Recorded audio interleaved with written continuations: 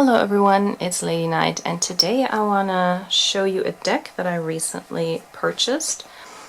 I have mentioned before in other videos that in the next 2 years I want to do like depth years, or for me personally it would be more focus years, because I have 3 specific topics that I want to focus my studies on. And one of those topics is angels and spirits and how to connect with them. And so I saw this deck on Amazon. It is a Spanish tarot. It is called Tarot de Los Angeles. It's from 2018, and I can leave you the link to the German Amazon in the description box, and maybe you can find it from there in your countries if you're interested in this. And yeah, I thought I would show you this. So here are the cards, and they are smaller, like narrower than regular tarot size cards, but overall the size is pretty much the same. They do fit into my hands quite nicely. These are the backs, a lot of wings that they have put together. I don't really think that's really pretty, but oh well. Yeah, there are prettier decks. And it came with this little white book that you actually unfold to this. And it is in 4 languages. We have, I think, Spanish, we have English, I think it's French, and the last one I'm not quite sure what that is. So let's go to the English.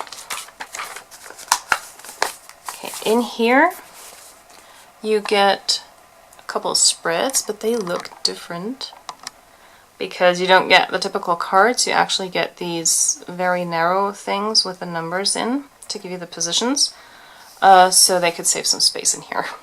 And the same, this is a Celtic cross, and this is just a regular cross. And then there's one more that looks like this, called the Patriarchal Cross. And then it gives you the descriptions of the different categories of angels and their names and what they represent. So I thought I would go through all of them with you, and here's a list of all of the cards. It does have 78 cards, and I think I'm just going to read the instruction really quick. So it says, this tarot deck is made up of 78 cards and can be used both for meditation as well as for fortune telling. These cards will help us to enter into the mysterious world of angels. Plus, we can also use them for interpretation that will help us here on Earth, given that each card represents various situations or persons that have an effect on our lives. In addition to which, we can also use them to receive help from a particular angel for each problem or situation. This tarot deck is different from the traditional one made up of 22 majors and 56 minors. In this deck, the interpretation of each card is much richer and more varied, and as we go along, we will discover various types of angels, both good and bad: archangels, fairies, gnomes, seraphim, and so on. Each one of which having a particular meaning and importance. In this booklet you will find different ways to spread the cards depending on what you want from them, as well as basic interpretation for each card by way of a guide. You should also be aware that none of the details, color, etc. have been chosen at random, far from it. They all have a specific meaning, and even the pictures can help the reader to interpret the cards. To use them, it will be necessary to become familiar with them in order to meditate or divine with greater ease, given that the images themselves can suggest certain meanings. It is always advisable to have 2 tarot decks, one for personal meditation, and which should never be handled by another person, and another for divination, which logically will be touched by the questioner. So yeah, I don't really think we need to go into that. 2 tarot decks, no. So let's just go through the cards. The first 3 cards are called the Seraphim. They are the first choir. Oh yeah, by the way, the cards are in Spanish. We have the Seraph of Pure Noble Love. The second one is the Healer Seraph. And the last one is the Singer Seraph. So the first one represents love of the family and love of humanity. Pure, unselfish sentiments, a person who likes to do good.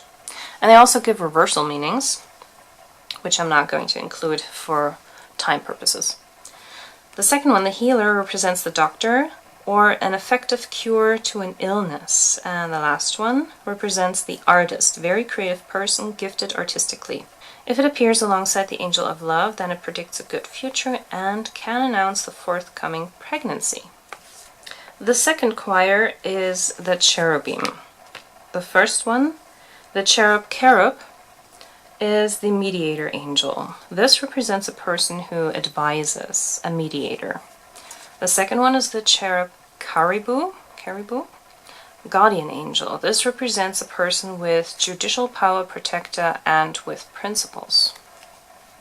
And the last one is the cherub longivo, guardian of the tree of life, and this represents a person with a lot of experience and knowledge about life. The third choir are the thrones. First, we have the masculine feminine throne, angels or extraterrestrials. This represents a person with set ideas with regard to love, a person who is not ruled by the heart. The second card, creative thrones, angels or extraterrestrials. This represents a creative person with grand, innovative ideas. And the last one is foreign or extraterrestrial thrones. And this represents changes, new ideas, the power of the mind, a person who comes from far to settle here. The fourth choir is the dominions, or are the dominions. So first we have Dominion Yariel, the ruling angel. This represents a person capable of taking a situation, business, country, etc. in hand. Then we have Dominion Chasmal, or Casmal. He who speaks with passion. This represents a passionate, impulsive person. And the last one is Dominion Zadkiel, the merciful angel. This represents a sensitive person willing with noble sentiments. The fifth choir are the virtues. First, we have the virtue Michael. This one is the resplendent angel. This represents a noble, kind-hearted person, altruistic, extraordinary help. The next one is the virtue Tarshish, the angel who watched over Christ. This represents family protection, a person who watches over his own. And the third one is the virtue Bariel, the angel who instills courage. This represents courage, a person brave enough to make difficult decisions. The sixth choir represents the powers. So we have Potentate Kamael, the angel of duality. This represents balance and reconciliation. It also represents ambiguity, using any means to justify the ends. Then we have Potentate Kemuel, the angel who mediates between good and bad. This represents a person who tries to find balance between what is correct and incorrect, a person who tries to help others. And lastly, Potentate Sensina. This represents a depressive person with bad habits, talent for making mistakes. Next we have the seventh choir, the principalities. So we have Prince Anael, the angel of creation and sensuality, representing power, physical beauty, leadership, success with the opposite sex. Prince Hamiel, the angel who transported Enoch to heaven, represents a spiritual advisor, intelligence and wisdom. And Prince Serval, the angel who helped David slay Goliath. This represents friendship, help, and understanding during difficult times. The eighth choir are the messengers. First we have Dobiel, The messenger angel of divine decrees, representing an understanding person who uses language to convey everything. A message with interesting content. Next is the angel Renueco, messenger, representing a legacy, the end of one era and the beginning of another. And lastly, the angel Sariel, messenger, representing the discovery of new ideas, the answer to a mystery. It can mean an inheritance. The ninth choir don't really have a category. These are three different ones. First we have Zagzager, and he is the physician angel, representing remedy, cure, the effectiveness of medical treatment, which will be positive in the cards if it is upright. And reversed, it will be the complete opposite. Next we have Uriel, the angel who keeps the keys, seraphim and cherubim. This represents the angel of repentance, symbolizes the punishment that has to be endured for errors that have been committed. It predicts difficulties that have to be endured in order to get ahead. And there's no reversed meaning with this one. And lastly, we have the guardian of the cities, the angel who guards the gates of the cities, representing protection and care. Reverse would be unprotected. The next cards are the archangels, and there are a couple more, so I'm going to go through them one by one. Okay, Archangel Michael, who is as God, representing justice, important changes in life. Next we have Archangel Gabriel, representing the subconscious, duality, good and bad, a liking for travel, good memory, compromising situations that can be resolved discreetly. This card is related with everything mysterious and governed by Neptune. Archangel Haniel, representing all the good aspects of life such as love, harmony, success, fertility, wealth, creativity, etc. And corresponds to the sign of Libra. Archangel Raphael, representing personal strength and splendor, somebody noble, quite possibly born under Leo, leadership, a desire to be more than admired. Governed by the heart, and corresponds to the sign of Leo and is governed by the sun. Next we have Archangel Sariel, representing the commandment of God. It is responsible for the fate of angels who break the laws. By its very meaning, it symbolizes a person who has control over the lives of others, a priest, a leader. Also indicates a message arriving in the right moment. Depending on the card surrounding it, it could mean an emotional or spiritual healing, given that it is also known as the healer. Corresponds to the sign of Pisces. Next, we have Archangel Raguel. This angel is the angel of earth and the guardian of the second heaven. This is the angel who escorted Enoch to heaven, the avenger of God. This represents a person who is willing to offer advice and good help to others, a balanced person with high morals. It also represents divine intervention. Archangel Remiel, representing the mercy of God, or the Lord of souls awaiting resurrection.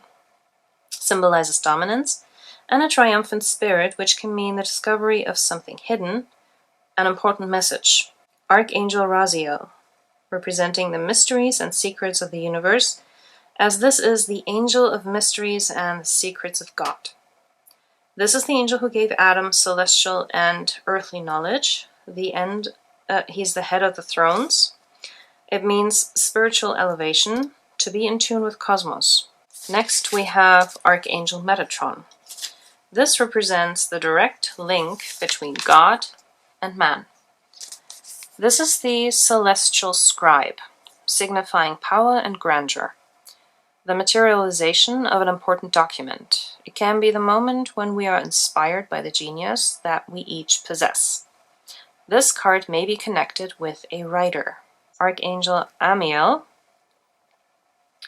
representing everything new, a move toward the unknown or the unexplored, traveling journeys.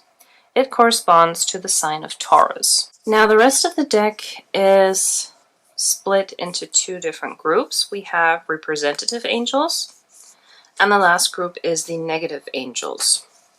And I'm just going to go through them one by one, but more quickly. Okay, first we have the angels of death, representing sudden change. We have angels of battle, representing misfortune, fights, betrayal, enemies. The fairy of love, representing the arrival of love or security. The fairy of abundance, representing a person with no money worries. The fairy of birth represents a child. Now we have the work gnome. Good results obtains from efforts made. We have the rebel gnome, representing hobbies or entertainment. And next is the wraith of jealousy, representing jealousy and insecurity and anxiety. Now we've got Cupid angel, representing love. The Ancient of Days, representing common sense.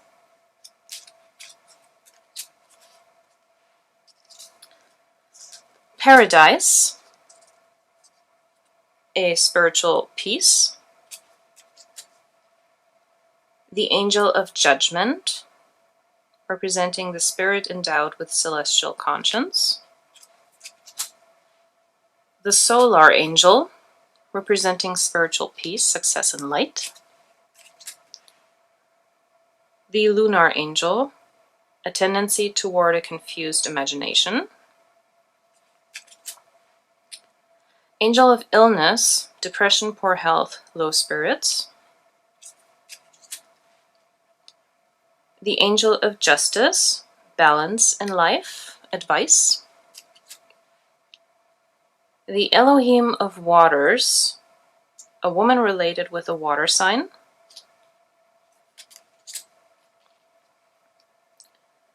The Star Angel, representing a hopeful spirit. The Angel of Masculine Love, representing love that is about to come, a suitor, asking for a woman's hand in marriage. The Angel of Feminine Love, representing a love-struck woman beginning of a relationship, a possible marriage. Oh, the masculine angel is the sign of Scorpio, and the feminine angel is the sign of Pisces. Yeah, so a lot of these cards have actually astrological representations that I have completely skipped over now. Okay, the Angel of Envy, envy and jealousy, Aquarius.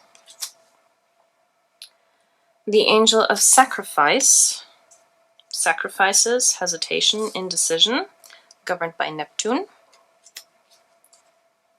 The Angel of Children, representing the questionous children, corresponding to Cancer.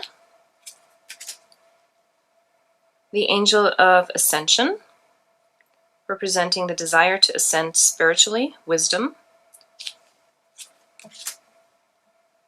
We have the Angel of the Feminine Throne, representing a woman with practical skills, governed by Venus. The Angel of the Masculine Throne, representing control of the spirit by means of intelligence and level-headedness, peace, harmony, corresponding to Aries. Now we have the Sexual Grigori, representing success achieved by means of physical beauty, desire, passion, maybe an affair, corresponding to Taurus. We have the Material Grigori, representing representing a materialist, an ambitious person who will make the most out of every situation, corresponding to Aries. And we have the power and strength Grigori, representing success achieved by means of power and strength, and corresponding to Leo. And now we move into the negative angels, and we're starting with Lucifer.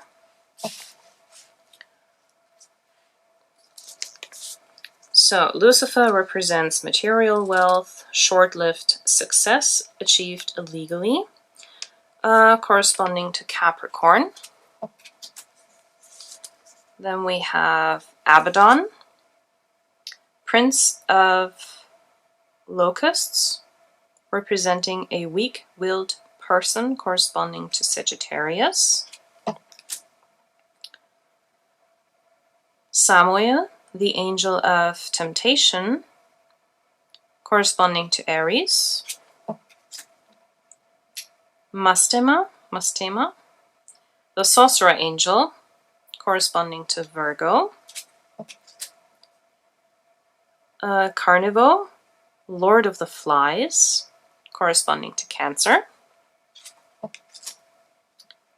Mammon, the angel of avarice and greed. Avarice and greed? I don't know that word. There is no association with this one. Kemuel, the angel that tried to stop Moses from receiving the Torah, governed by Mars. Adramelech, angel king of fire.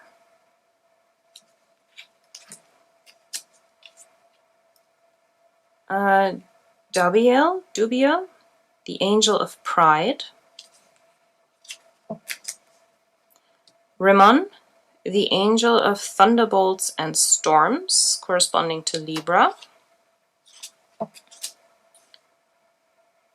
Moloch, the angel who sacrifices children to the fire, corresponding to Sagittarius. And Malkidael, representing a lack of scruples when it comes to win love or favors with the opposite sex. Corresponding sign Aries, governed by Mars. And that's it. These are all the cards of this deck. I don't really know what to make of it just yet, but yeah, I have my reason for getting this deck was to get to know the different names and categories of angels and who is associated with what, so that I can take this as a first step of my research and really go from here and look up these names in other books or on the internet and see what additional information I get. I don't know if I'm going to read with this as an oracle or yeah, that's something I'm going to figure out during the next 2 years. But yeah, I thought it was interesting. An interesting deck I hadn't seen before, so I got it, and yeah, I'll see how I can work with this.